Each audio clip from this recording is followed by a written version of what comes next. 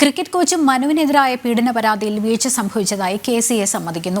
ആൺകുട്ടികളുടെയും പെൺകുട്ടികളുടെയും കോച്ചായിരുന്നു മനു. കുട്ടികളോടൊപ്പം ഒരു രക്ഷിതാവ് വേണം എന്ന് നിഷ്കർഷിച്ചിരുന്നു. എന്നാൽ പരാതി വരുമ്പോഴാണ് അസോസിയേഷൻ കാര്യങ്ങൾ അറിയുന്നതെന്നും വിശദീകരണമുണ്ടായി. അതേസമയം മനുവിന്റെ കോച്ചിംഗ് സർട്ടിഫിക്കറ്റ് റദ്ദാക്കാൻ നിർദ്ദേശം നൽകിയെന്നും മനുവിനെ സംരക്ഷിക്കാൻ ശ്രമിച്ചിട്ടില്ല എന്നും KCA മാധ്യമങ്ങളോട് പറഞ്ഞു. വിവരങ്ങളുമായി ആകാശ് ചേരുന്നുണ്ട്. ആകാശ്, എന്തായാലും മനുവിനെ സംരക്ഷിക്കാൻ ശ്രമിച്ചിട്ടില്ല, മാത്രമല്ല നടപടിയുണ്ട് മനുവിനെതിരെ, അങ്ങനെയാണ് KCA വ്യക്തമാക്കുന്നതെന്ന് മനസ്സിലാകുന്നു. എന്താണ് കൂടുതൽ വിവരങ്ങൾ?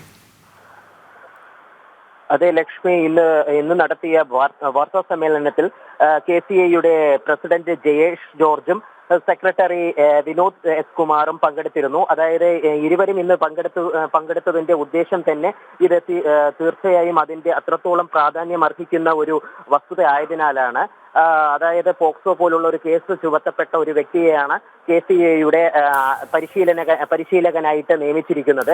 ആ വിഷയത്തെക്കുറിച്ച് ഒരു ക്ലാരിറ്റി പത്രക്കാരോട് ഒരു ക്ലാരിറ്റി നൽകുന്നതിന് വേണ്ടിയാണ് ഇന്നത്തെ വാർത്താ സമ്മേളനം വിളിച്ചു കൂട്ടിയത്. അതിൽ പ്രധാനമായിട്ടും പറയുകയാണെങ്കിൽ തങ്ങളുടെ ഭാഗത്തു നിന്നും തെറ്റ് പറ്റിയതായി അംഗീകരിച്ചിട്ടുണ്ട്. തങ്ങളുടെ ഭാഗത്തു നിന്ന് തെറ്റുപറ്റിയതായി അംഗീകരിച്ചിട്ടുള്ളതായി പറയുന്നുണ്ട്. വിഷയത്തിൽ മാപ്പ് പറയാമെന്നും KCAയുടെ പ്രസിഡന്റ് ജയേഷ് ജോർജ് പറയുന്നുണ്ട്. എന്താണെന്ന് വെച്ചാൽ ലൈംഗിക പീഡന കേസിലെ പ്രതിയായ മനുവിനെ ക്രിക്കറ്റ് കോച്ചായി തുടരാൻ അനുവദിച്ചതിലാണ് തങ്ങൾക്ക് വീഴ്ച പറ്റിയെന്ന് പറയുന്നത്. 2022 മനുവിനെതിരെ ആദ്യമായി കേസുണ്ടായിരുന്നു.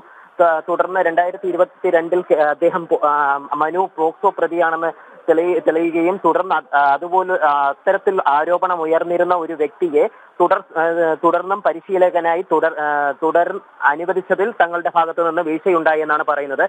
അതായത് അത്തരത്തിലുള്ള ഒരു വ്യക്തിയെ പെൺകുട്ടികൾ അടക്കമുള്ള ഒരു സ്ഥലത്തെ പരിശീലകനാകുന്നതിൽ വ്യക്തമായ പരിശോധനകൾ നടത്തിയില്ല എന്നുള്ള രീതിയിലാണ് അവർ പറയുന്നത്. കുറ്റസമ്മതം അത്തരത്തിൽ തന്നെ വന്നിരിക്കുന്നു. ആകാശാണ് വിവരങ്ങൾ നൽകിയത്.